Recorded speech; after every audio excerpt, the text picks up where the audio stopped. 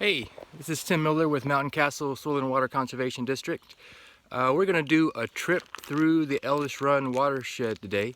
It's kind of a special day because we're right at the end of a pretty heavy rain event. So it's been raining for what seems like years, but really about 3 days. But we've gotten a lot of rain, so anywhere between 5 and 7 inches have fallen in this watershed. So a lot of water. I'm currently at the top of the watershed, so not a lot to see today. I'll give you a quick look here in a second, but it's cloudy, fogged in. Again, just stopped raining. Everything's really wet still. So can't see a whole lot, but we are at the divide. So I'll show you that, and then we'll start looking for the headwaters of Ellis Run. So here's the divide. We're on top of a river ridge, Speck Mines Trail. If I look this way, I go into another watershed, and I look down and I see Esther, the adventure dog.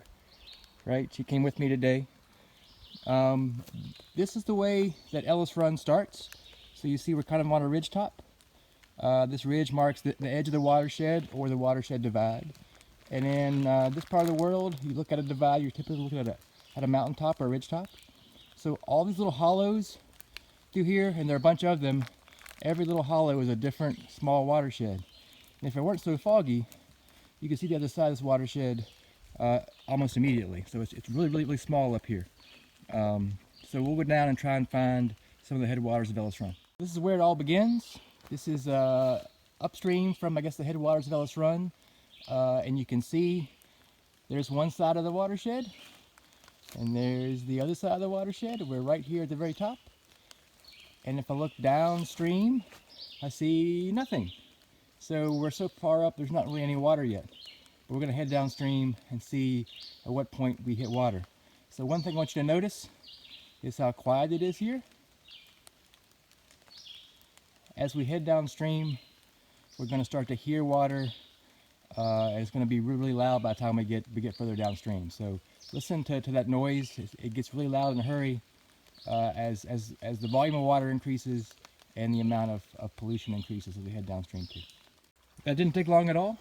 Here we are at the headwaters of Ellis Run. So I'm going to call this a spring, a little seep coming out of the mountain above. Got some runoff, super thin soils. It's just going underground and then coming out right here. And almost right away we have a small creek, but definitely we have water. And the only sound you're hearing here is a little bit of rain falling still, a few leftovers. And if you look at the water, I'll zoom in here, it's coming out super clear, even though we've had all this rain. We'll compare this water to the water we see in the James River at the end of our tour. So now we're headed downstream.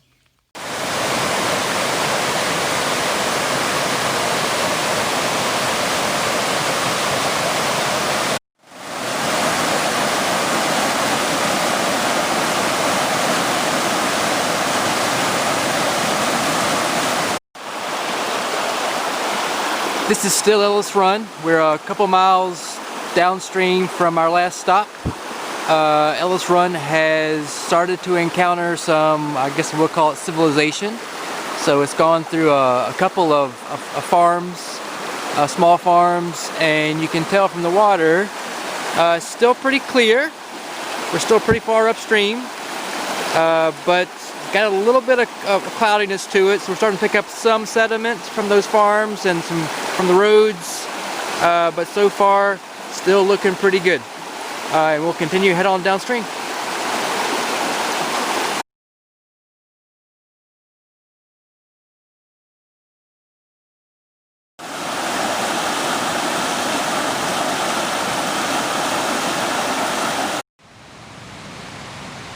Here's an area that we'll call a riparian buffer. So these trees have been planted in the last decade or so, and the purpose is they're going to try and put those roots down and protect Ellis Run from erosion and runoff from this field. It probably used to be pasture years ago, but the landowner decided to do something different, and this riparian buffer will help protect water quality. It's a great thing for the creek. So more trees we can plant in the watershed, the better. So another example of a riparian buffer. We're almost to the end of Ellis Run. Just downstream from here, Ellis Run will run into Back Creek.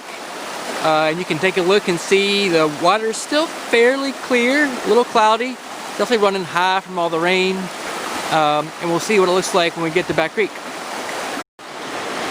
So things have really changed here. We're downstream. Actually, we're no longer in Ellis Run watershed. We're further downstream.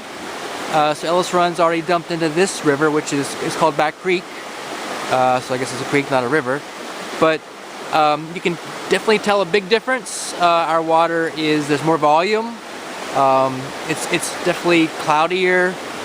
A lot of sediment in this water, so we're getting water from a lot of different small tributaries like Ellis Run. And as we head downstream, you're beginning to see that the pollution just accumulates. So more sediment from more tributaries means more sediment load heading downstream. So we'll head that way now and see what changes we see from here. Another really big change here. We're about a mile and a half downstream from where Back Creek and Mill Creek join. And when that happens, we get a new creek. So this is Looney Creek. And Looney Creek definitely is muddier. A lot bigger sediment load when you get those two creeks, and both those creeks go through quite a bit of farmland. So by the time we get down here, we have a lot of sediment, a lot of erosion's happened, a lot of volume. Again, remember we're just a few hours after the end of a really heavy rain period. So we have some minor flooding down here. Creek's definitely high and carrying a lot of sediment. Where's it going? Well, we'll see. Headed that way next.